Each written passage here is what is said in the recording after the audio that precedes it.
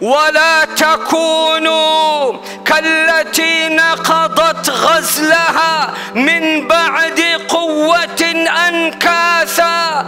الله نسمع وإسلام أمة محمد نولا msije mkawa kama yule mwanamke mwenda wazimu wa Makka.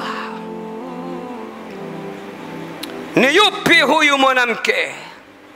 Anaitwa nani? Anaitwa Raita bintu Amru ibn Ka'ab, aliyekuwa amezaliwa katika mji wa Makka, anaishi katika mji wa Makka.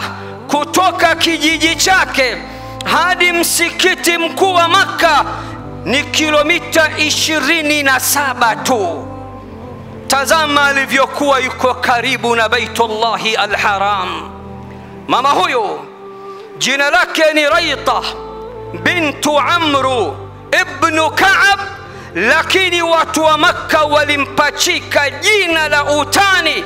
Alikuwa akiitwa Ju'rana. Alikuwa ana matatizo ya akili na alikuwa ana ugonjwa wa waswasi. Cha kushangaza, alikuwa ana mpunga kidogo, ana mzigo kidogo, alikuwa na fedha kidogo. Kazi yake kubwa, aliwaajiri wajakazi wa kike kadhaa wa kadhaa nyumbani kwake. Kazi yao kubwa, anawakabidhi ukili. Kila mmoja anampa mzigo wake wa ukili au mzigo wake wa mkeka. Ahakikishe kila mmoja anafuma mkeka au ukili wake. Wakawa wakifuma ule mkeka au ule ukili asubuhi mpaka jioni. Wakifika kila mmoja jioni amepata mkeka wake, ukili wake umeimarika vizuri, umependeza vizuri. Kabla hawajaondoka jioni, kila mtu kurejea majumbani, anawaamrisha wafumue upya. Kazi bure. Wala takunu كالتي نقضت غزلها من بعد قوة أنكاثا.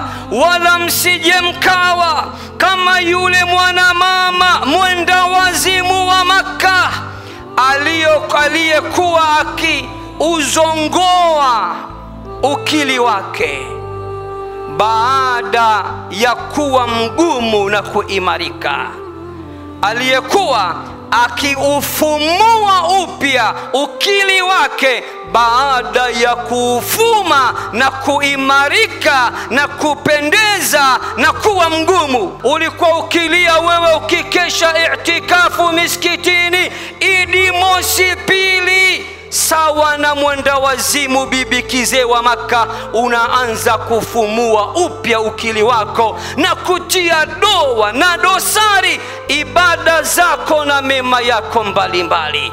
Utakuwa una akili kweli? Jawabu hapana. Na huyu ndiye mfungaji ninayemkusudia, mfungaji ambaye ni sawa kabisa na mwenda wazimu.